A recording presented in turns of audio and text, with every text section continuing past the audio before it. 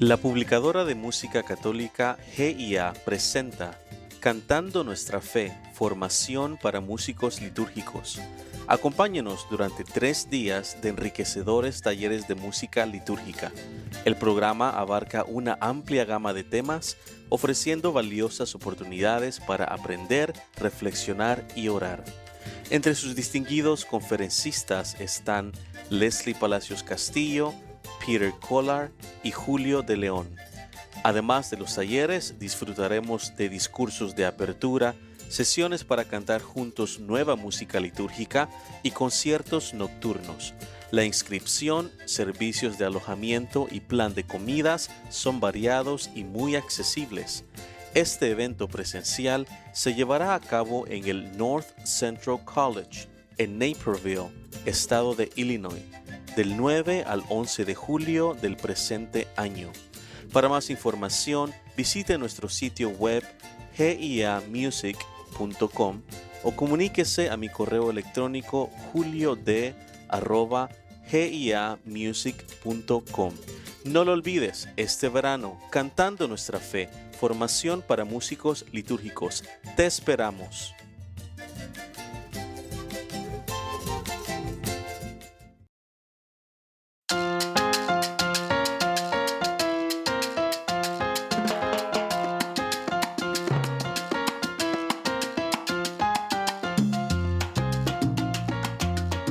Bienvenidos a Intercambio, un espacio para conversar acerca de música, liturgia, fe y todo lo que esta jornada ministerial conlleva.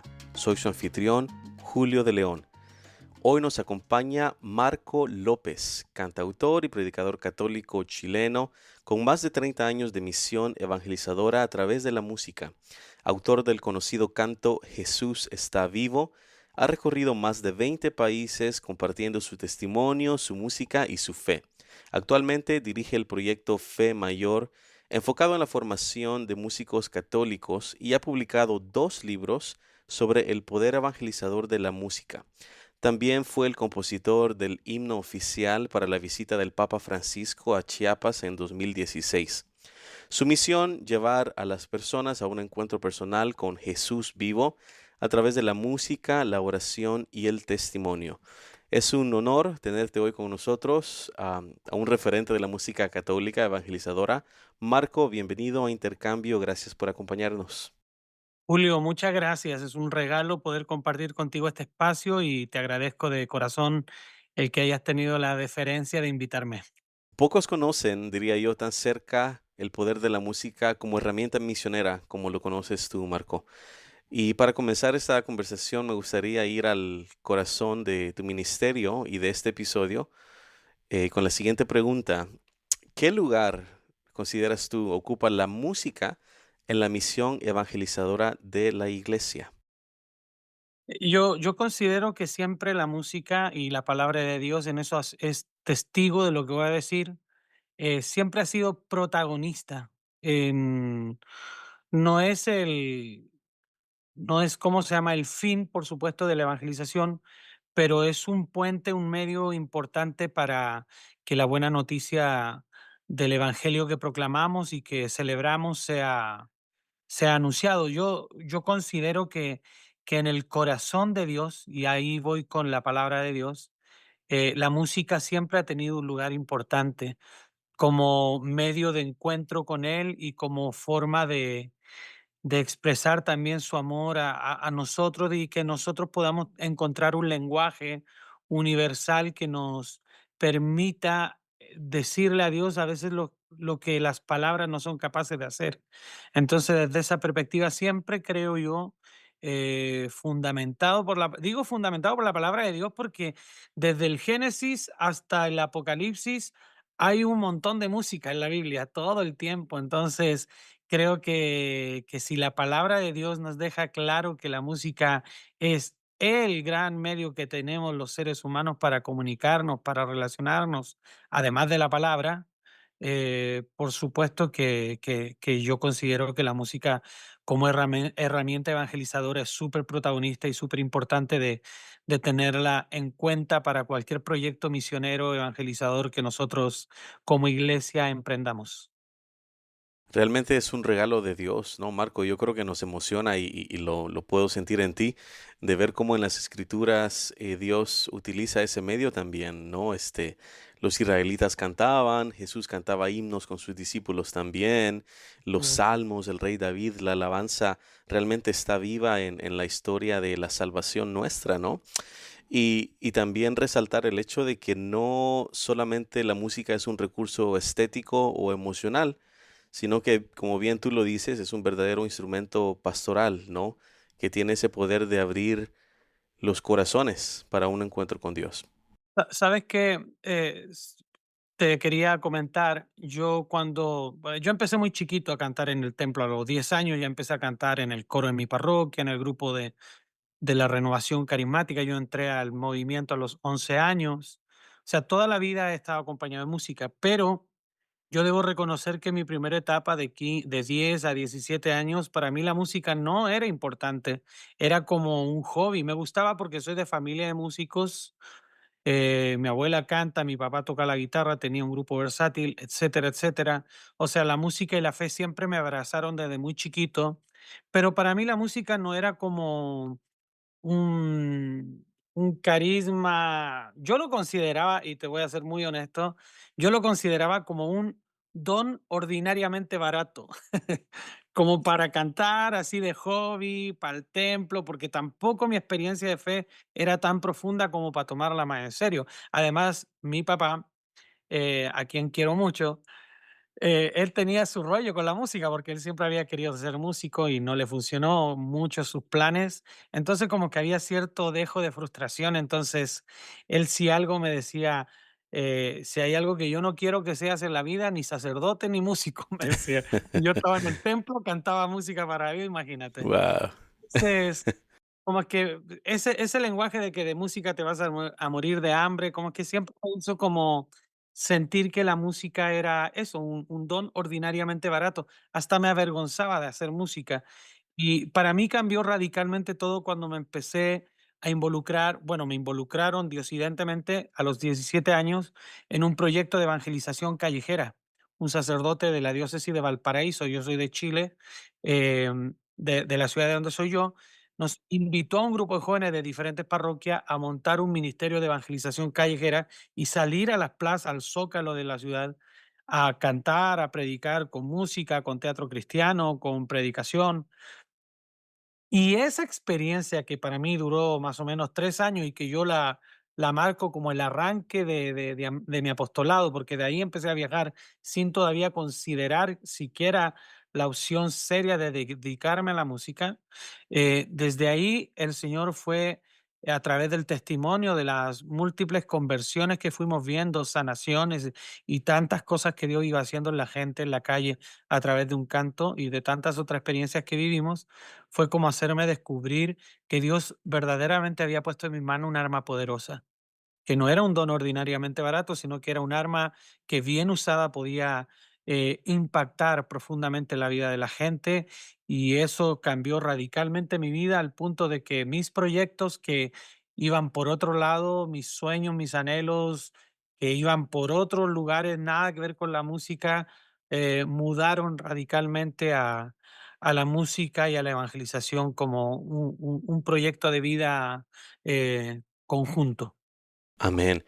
Y son esas experiencias vivenciales, ¿no, Marco, que realmente nos tocan y nos marcan, como tú bien dijiste, un antes y un después, en lo que es tu fe, en lo que es esa convicción de decir, bueno, yo me quiero dedicar a esto a tiempo completo, como una vocación, como un llamado, como un oficio también, ¿no? De componer y de ministrar a través de la música, lo cual pues es maravilloso, ¿no? Pero también tiene sus retos, tiene sus desafíos, ¿no? Los cuales creo que tú muy bien los conoces, nosotros también.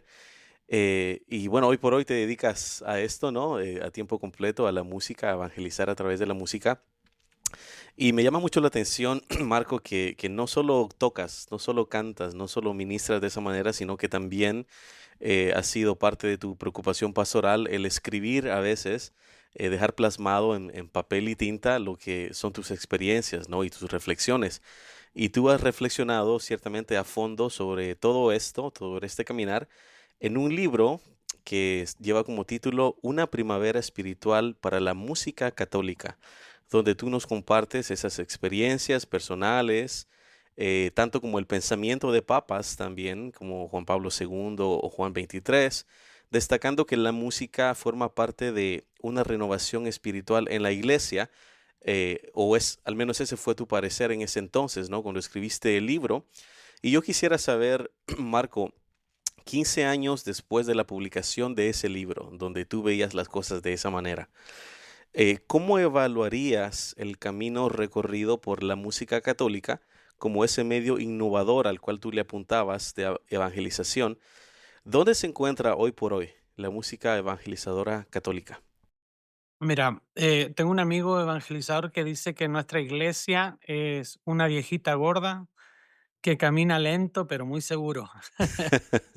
La iglesia así es, y yo cuando, mira, te contextualizo ese concepto del libro porque Claro, yo escribí ese libro reflexionando principalmente en todo el pensamiento de Juan Pablo II en el cambio de milenio. Y a partir de toda esta renovación, tanto litúrgica como espiritual, que la Iglesia sufrió a partir del Concilio Vaticano II que fue convocado por Juan XXIII.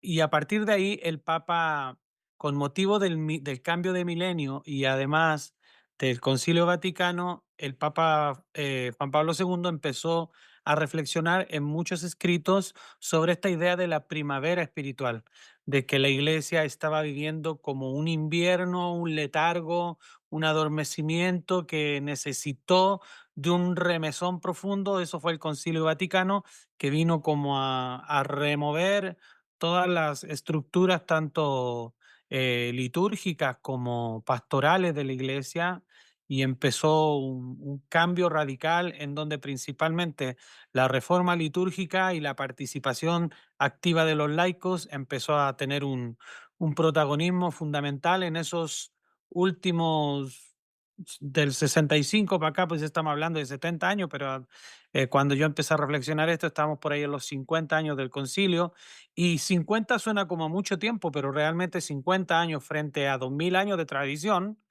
es muy poquito, es apenas como el primer estornudo de la alergia que produce la primavera.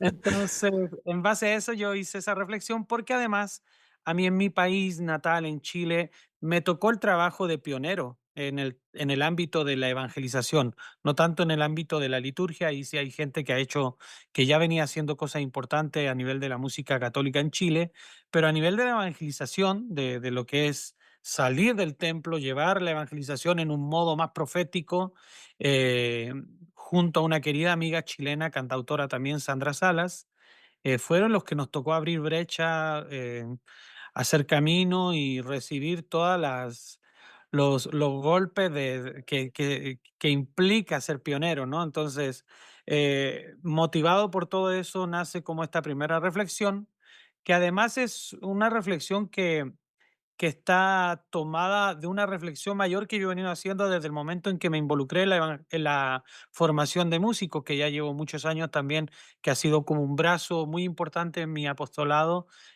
formar músicos, y fue como recopilar mucho de los pensamientos, de las charlas, de los convivios que hemos tenido con diferentes colegas en diferentes partes de Latinoamérica, y recoger todo eso y escribirlo.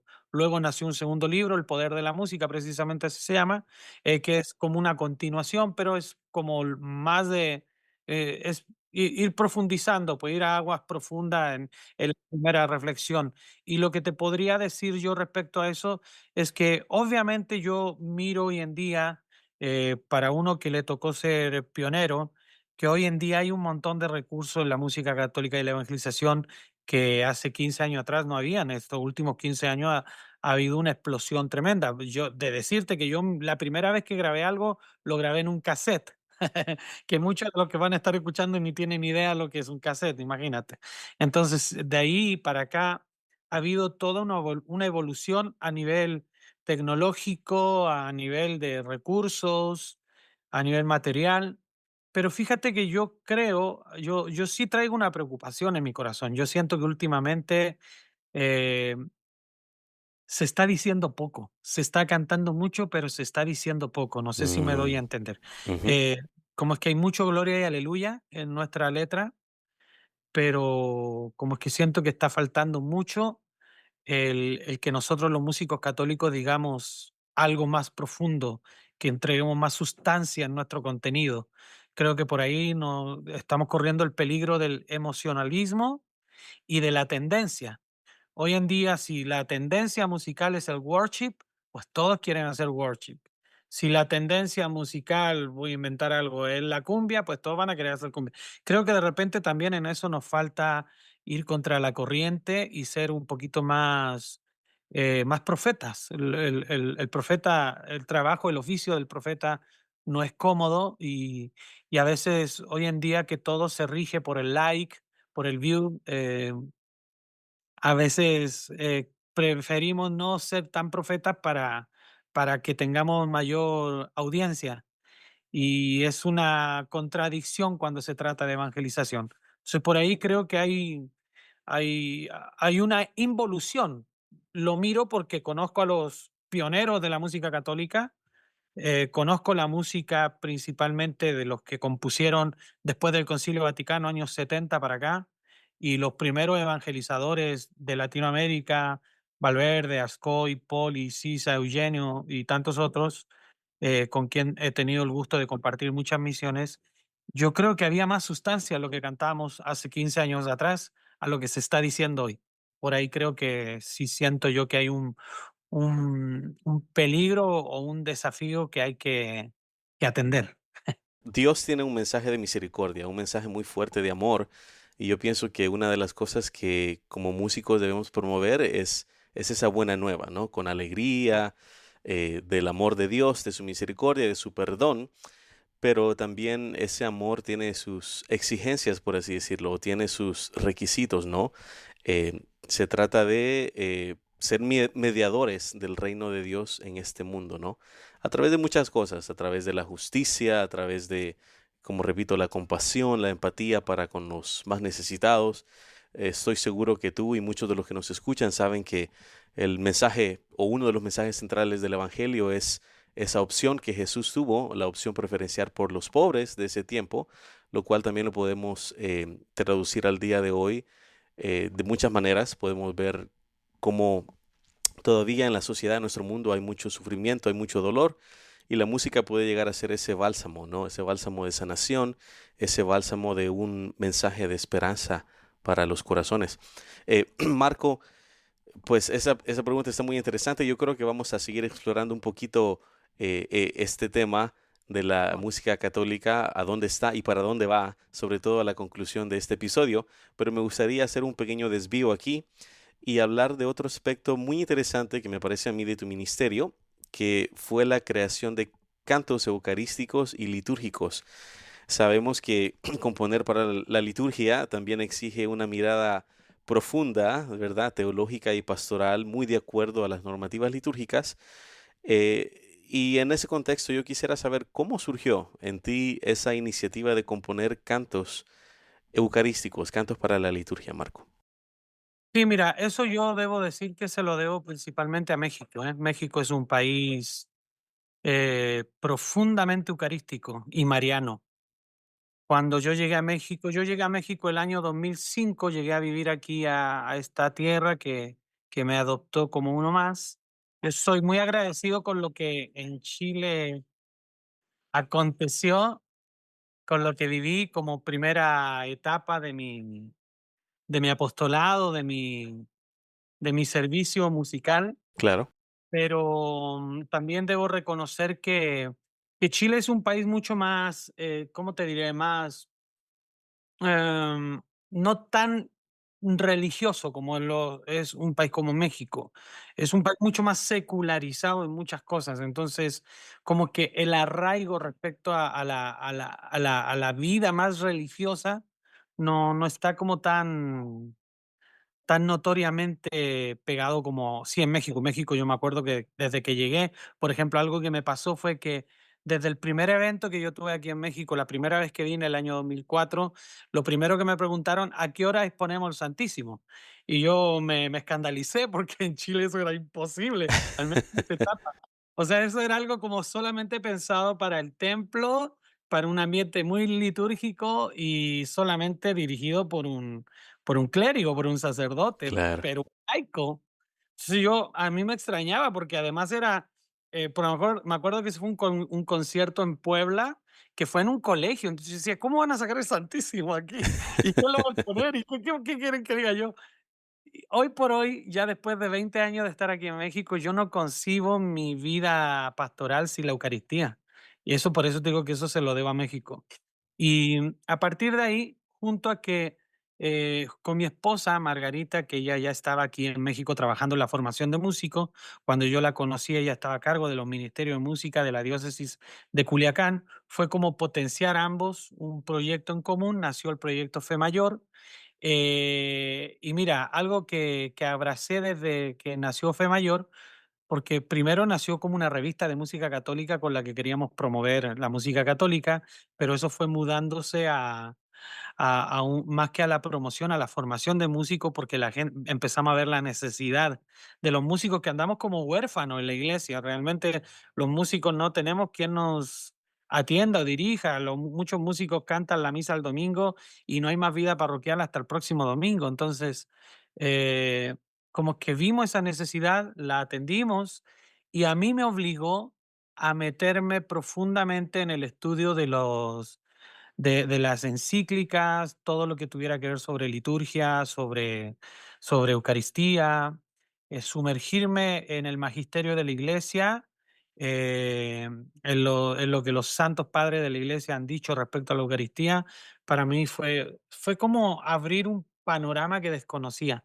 Toda mi vida he cantado misa desde los 10 años, te decía, pero claro que como muchos que arrancamos, hice mucho abuso litúrgico porque no sabía. Y ahí empecé a abrazar una frase que me encanta, que hasta el día de hoy se ha vuelto como lema en esta área de la formación de músicos, que es de San Agustín, que dice, nadie ama lo que no conoce. Y vi que en la medida que me doy la oportunidad, que invierto mi tiempo en conocer la liturgia, en conocer el terreno que pisa mis pies y en donde mi música es ejecutada, entonces para mí las reglas litúrgicas dejan de ser reglas, em, se convierten en normas de amor, porque entiendo, porque ahora ya conozco, porque puedo dimensionar un poquito más lo que sucede en ese altar, la eternidad en la que somos envueltos cuando entramos a la Santa Misa.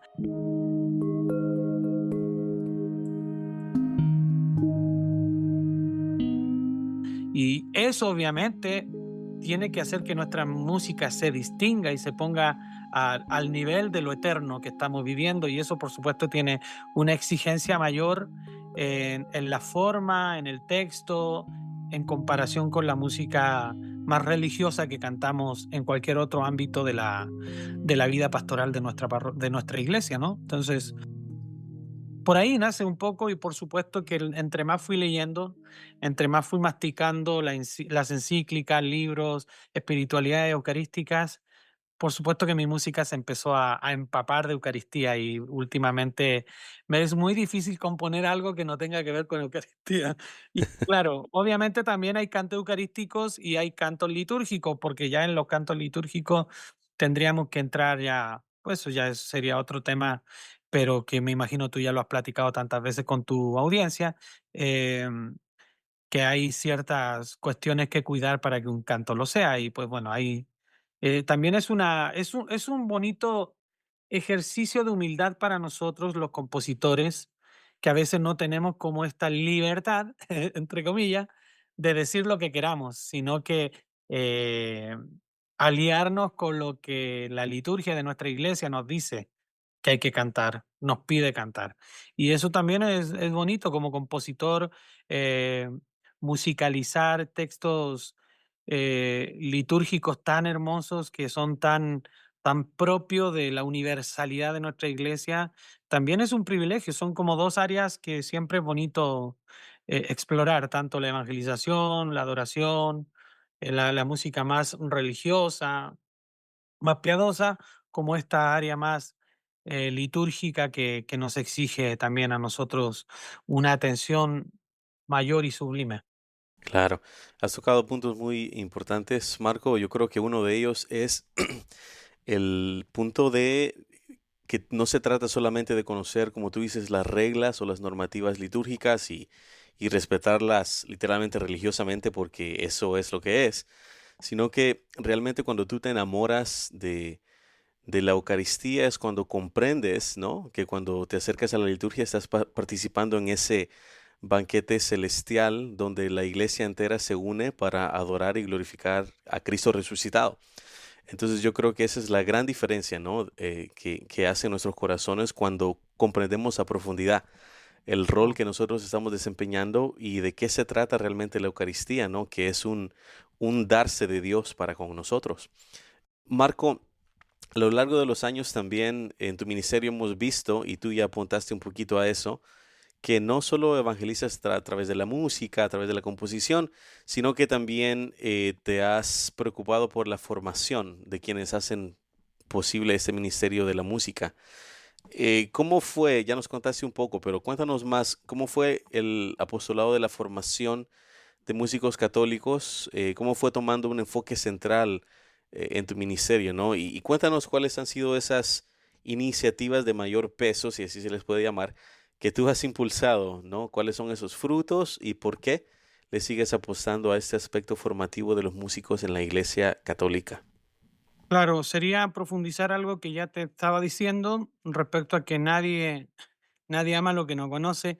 Creo que eso sí una ley de vida para mí porque yo nunca he sido como muy, a pesar de que soy música y artista y en ese sentido los músicos somos muy emocionales, muy afectivos.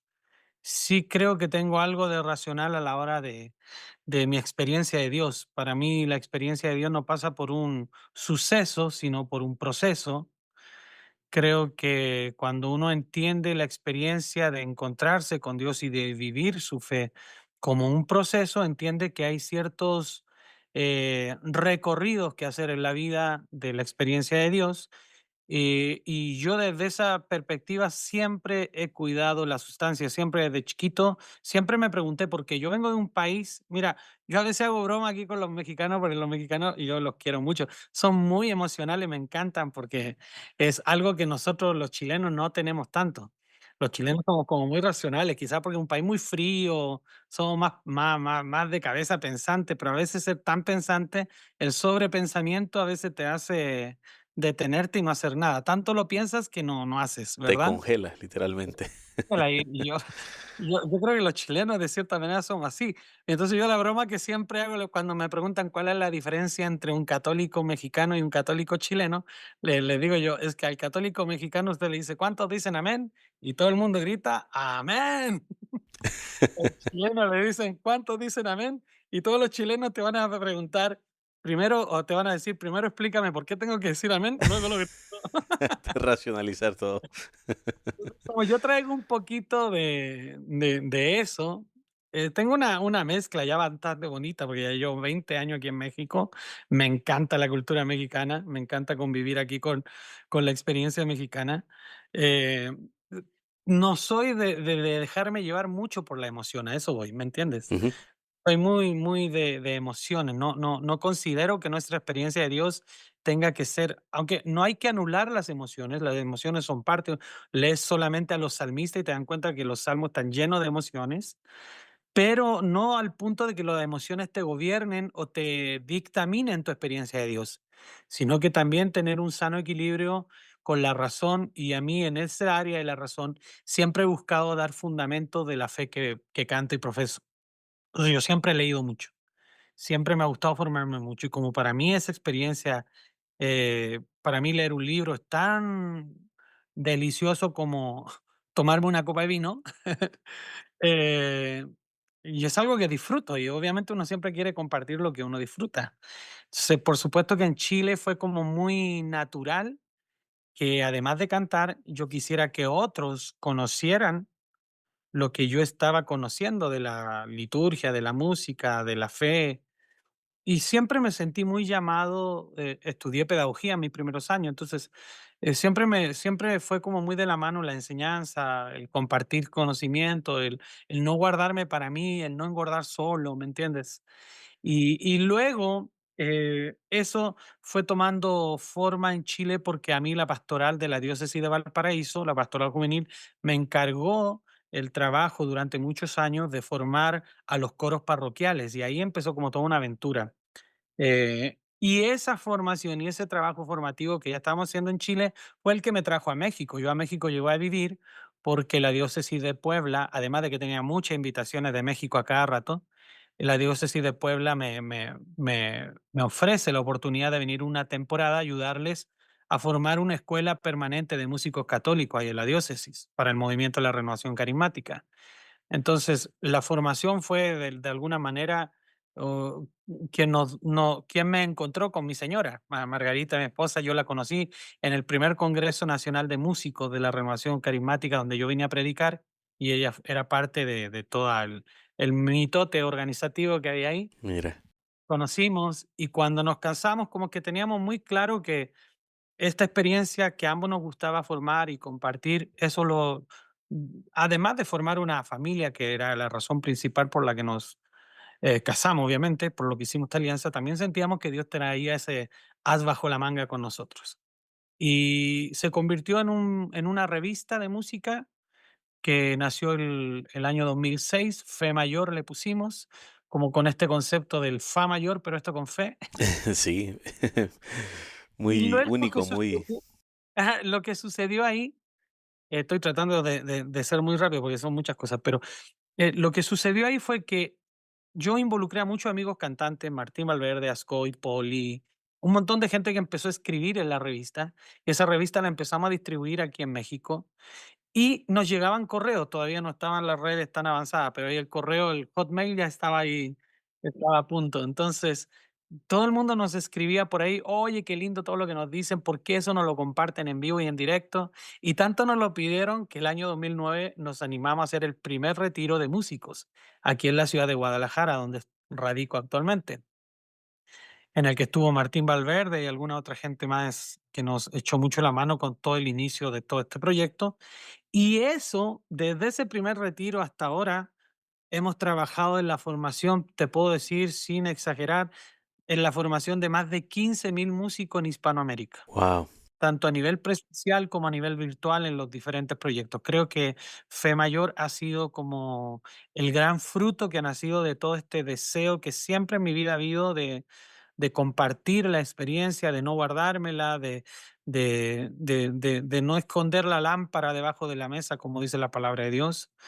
Y, y no, y ha sido maravilloso. Mira, hubo un momento importante, yo creo que también en el proyecto, cuando el canal católico María Visión, un canal mexicano muy importante aquí en Guadalajara, nosotros empezamos a hacer unos pequeños videitos que los empezamos a subir a YouTube. Por ahí están todavía, es uno de los primeros que grabamos videos para YouTube con formación, con unas cápsulas formativas que le llamábamos Más que una canción. El canal los vio eso, que no tenía ni muy buena producción, imagínate. Pero nos invitó a hacer un programa así en su canal todos los jueves, todas las semanas del año. Entonces, eso fue durante 7 años estuvimos ahí, fue una plataforma importante que más que darnos a conocer a nosotros como proyecto, que también lo hizo, por supuesto que afianzó y acrecentó este proyecto y lo disparó por todos lados.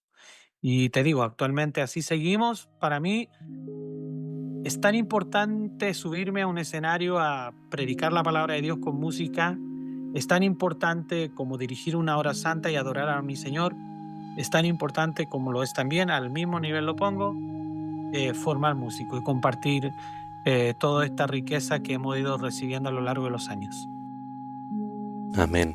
Y todos necesitamos de esa formación, yo creo, Marco. No importa los años que tengamos ya en esto, ¿no? Sino que Nunca todos... termina uno de aprender, la verdad. Siempre, siempre hay algo nuevo. Exacto. Sí, el aprendizaje, el día que dejamos de aprender, hay algo muy importante que muere en nosotros, ¿no? Ujú. Como seres humanos. Entonces, ese trabajo formativo yo pienso que es algo muy noble, muy necesario, Marco, en nuestra iglesia, sobre todo para con los músicos, ¿no? Que como tú lo dijiste al inicio del podcast, pareciera que estamos como un tanto huérfanos, ¿no? O desatendidos de parte de la iglesia en sí. No, y luego los músicos en general, no creas, también somos difíciles, no queremos Hay un dejar de ego. enseñar. Hay mucho ego de por medio, ¿y qué me van a enseñar a mí? ¿Qué voy a cambiar yo cuando toda la vida lo he hecho así? Entonces sí, yo yo hago mucha broma con mis libros, ¿eh? Porque yo digo que el peor negocio que he hecho en la vida ha sido escribir libros, porque no los vendo a nadie, porque primero la gente es mala para leer y luego son músicos a quienes está dirigido peor, así como negocio, la verdad, me faltó visión de empresario. Sí. Pero hay que hacerlo, es parte del trabajo, nos toca, es decir, como San Pablo: "Ay de mí si no lo hago", ¿verdad? Si es la tarea que se nos ha encomendado, quizás no es la que en cuanto a escenario y luces más brille, más se vea, nos toca estar como más tras bambalina, Ujú. pero se nos va a pedir cuenta por eso, que se nos confió. Sí. Sí, no, no, y es necesario. Y mira, yo me encontré con tu libro apenas hace poco y tiene 15 años más o menos que lo publicaste, ¿no? ¿No te has leído el segundo? Te tienes que leer, acuérdame para mandártelo. Sí, los tengo, compré los dos. Ah, Ya muy bien, empecé muy a bien. leer el primero, el segundo también. Bueno, a grandes rasgos, ¿no? Pero sí me parece muy interesante el abordaje que tú tienes del poder de la música, no solo desde el aspecto musical y espiritual, sino que también, como quien dice, material, ¿no? Corporal, de cómo el cerebro, el ser humano percibe la música, ¿no? Y el impacto que tiene en nosotros. Em, Marco, para ir concluyendo, me gustaría preguntarte algo más. Después de tantos años de misión, seguramente creo que hay una visión más clara en ti de hacia dónde vamos como iglesia en el aspecto musical. Y yo quisiera preguntarte, ¿cómo tú, Marco, sueñas el futuro de la música evangelizadora? ¿Qué cambios o evoluciones ves como necesarias? Okey, mira, creo que primero lo que a mí más me gustaría que sucediera es que hubiera un acercamiento muy hermanable entre el mundo de la liturgia y el mundo de la evangelización. Creo que por ahí estamos cayendo en un error de dividirnos mucho en 2 pensamientos muy extremos. A veces los liturgos son demasiado, cerrados en cuanto a la letra, a la ley, y los que estamos en el ámbito más de la evangelización, a veces somos demasiado descuidados con todo lo que la iglesia nos pide en cuanto a la teología de lo que cantamos, eh, a la forma en que lo hacemos. Son dos mundos diferentes, pero se tienen que llevar bien, y creo que un músico católico bien construido en su proyecto pastoral debiera estar capacitado para ambos mundos.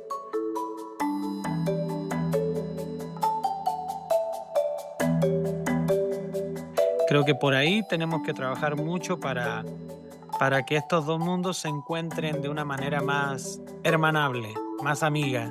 A mí me es muy difícil, yo no soy millennial, no soy de esta época donde todo se publica, donde todo se confronta en las redes, soy más amigo de la conversación cara a cara, y me desgasta mucho a veces las muchas discusiones que hay en foros de música católica sobre los estilos, sobre las letras y la música protestante, si esto, si acá, tantas cosas que a veces nos desgastan y nos desvían de lo importante. Nos Creo que por distrae. ahí hay un desafío muy importante a cuanto a sustancia. Creo que tengo que retomar también el pensamiento que te decía rato atrás, porque sí lo veo como un peligro que cada vez lo voy notando más. Cada vez, mira, cuando yo empecé a evangelizar, me acuerdo, yo no tenía idea de en lo que me estaba metiendo. No había referentes, ni Martín Valverde, que ya había llegado a Chile. Chile es un país que está escondido allá al fondo del continente. Éramos los últimos que nos enterábamos de todo. Entonces, cuando yo empecé a evangelizar, no dije: "Quiero grabar un disco, quiero hacer un videoclip, quiero salir, quiero viajar", porque eso no existía, no había que lo hiciera, así que no había una referencia donde poder mirarse en el espejo y decir: "Por ahí", yo creo que de eso se trata lo que Dios me está pidiendo. No, fue como empezar. Hoy en día hay tanta música, tanta gente haciendo cosas tan lindas, que es normal que un joven se apantalle, como dicen aquí en México, se Ujú. emocione con la idea, pero se salte varios procesos. Primero, el proceso de tu vida parroquial, que eso, a veces hay cantantes que quieren ser muy conocidos en las redes sociales y en su parroquia no los conocen ni el cura. Entonces, es importante que por ahí pongamos las cosas en su lugar, porque luego eso se refleja en lo que componemos. Y ahí es donde te digo que la sustancia a veces de lo que se está componiendo actualmente deja mucho que desear. Creo que por ahí hay un lindo desafío. A los músicos les digo, lean más, lean más, lean más. No solamente vean posts, no solamente se queden con los memes y que de ahí nazca una canción, no se queden con la tendencia. No está mala, pero sí hay que ir más allá, hay que navegar agua adentro, mar adentro, como decía Jesús, dukin altum, navegar mar adentro. También en esto de la lectura y de la composición.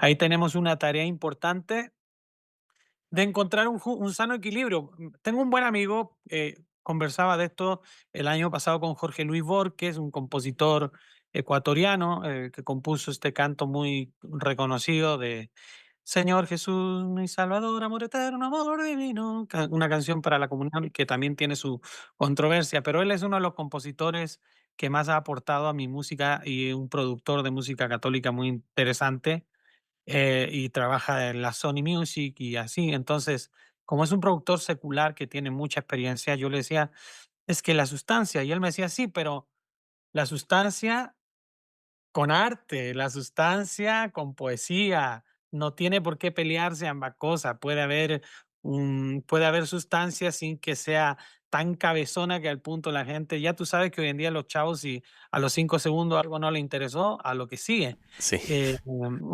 Entonces sí tenemos que ser muy astutos, pedirle mucho a Dios astucia en la manera de decir algo, en decir lo que tenemos que decir, porque yo sí veo también que hay cosas buenas que están pasando. Yo, por ejemplo, 15 años atrás, mirábamos nosotros a los músicos seculares o a los músicos evangélicos, cristianos, hermanos separados, como les quieran llamar, y los miramos muy por arriba del hombro nuestro, es decir, wow, nosotros siempre éramos como los parientes pobres de la música en general. cristiana, sí. Hoy por hoy yo veo que hay producciones católicas, hay cantautores, hay músicos que están haciendo cosas increíbles, que no tienen nada que pelearle musicalmente en cuanto a producción, en cuanto a técnica, en cuanto a belleza, en cuanto a, sí, a todo lo que musicalmente hoy día se considera profesional, a nadie. Y eso es un avance tremendo. Yo ahí sí debo aplaudir y siempre se los digo, acabo de estar en una gira con Katie Márquez, que ya estábamos ahí en una plática y me piropeaba mucho por esto de ser pionero, de todo lo que tiene que pasar. Y decía, no, no, no, pero cada quien con su parte, porque ustedes que han venido ahora, ustedes nos obligaron a nosotros. Yo recuerdo que nosotros teníamos como un techo musical, era la guitarrita y un par de cosas más que le podíamos meter. Buenas producciones así eran. De repente aparece Atena, aparece John Carlos, aparece Seminés, aparece Alfarero con toda una revolución que hace los mismos Son by Four y tanta gente más, que nos obligaron a los que veníamos de atrás, nos obligaron a elevar el techo. Ujú. Exigieron. Y uno ahí se puede quedar, ay, no, esta gente nueva, y ponerse en el plan del hijo mayor de la parábola del Del hijo hijo pródigo, y pródigo. decir, porque a este que apenas viene apareciendo le hace fiesta y a mí que ya llevo años, te puedes quedar ahí amargado o puedes sumarte y decir, oye, sí se puede hacer algo mejor. Entonces yo creo que en ese sentido sí ha habido una linda evolución en cuanto a la forma en donde creo que hay que todavía seguir creciendo es en cuanto al contenido, ¿no? A la sustancia. Creo que por ahí todavía a los músicos nos falta leer más, Sí, profundizar más. Bueno, es profundizar. inevitable me sale lo deformador en estos comentarios. Eh, Algunos músicos te dirán que quieren escenario más grande, que quieren un concierto más producido. Bueno, está bien, yo la verdad no es lo que sueño. Yo espero que el día de mañana, por ejemplo, a mí cuando me preguntan qué legado quieres dejar tú, yo digo mis canciones, que sean parte de la parroquia. Yo a veces voy a parroquias donde nunca he cantado, donde antes jamás había pisado el templo, entro a misa y escucho que dentro del repertorio de la misa del coro, que ni saben que estoy ahí, están cantando 2, 3 cantos míos. Y yo digo, bendito Dios, porque para eso lo hacemos, para poder nutrir de buena música, de buena composición y de buena experiencia a la feligresía de nuestra iglesia, que nuestra música sirva para que la gente tenga una experiencia más profunda del amor de Dios y como dice el Concilio Vaticano II, para alabanza de Dios y para santificación de su pueblo.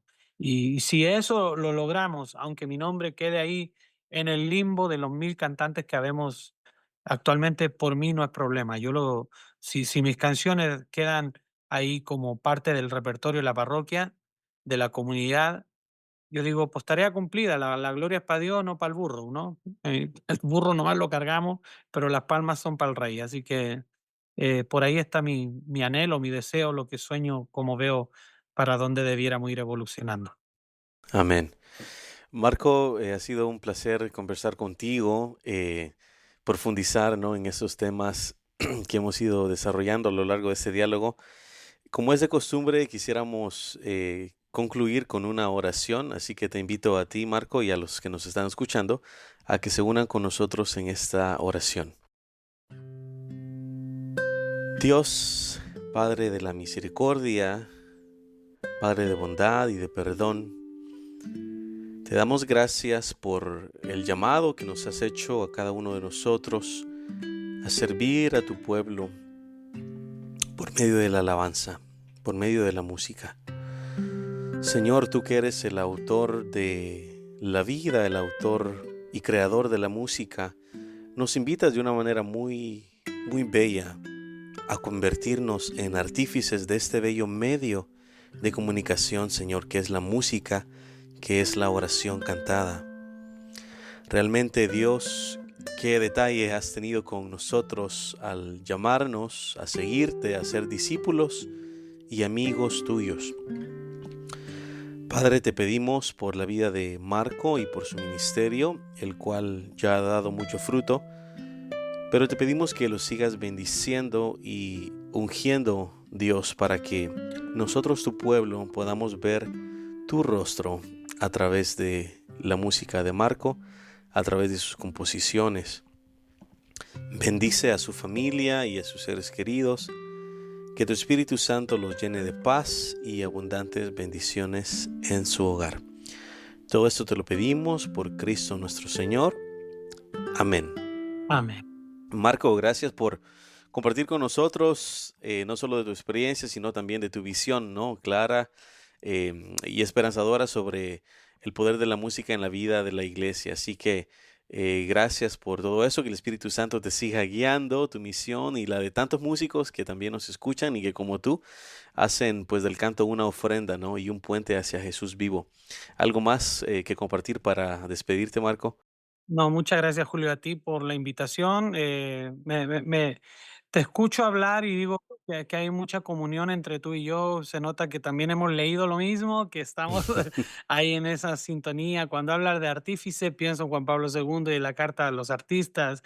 Hay tantas cosas que hay mucho que podríamos seguir platicando, pero bueno, como una primera plática ha sido lindo también compartir y espero que para la gente también sea constructivo y que los motive principalmente a formarse más, porque nadie ama lo que no conoce.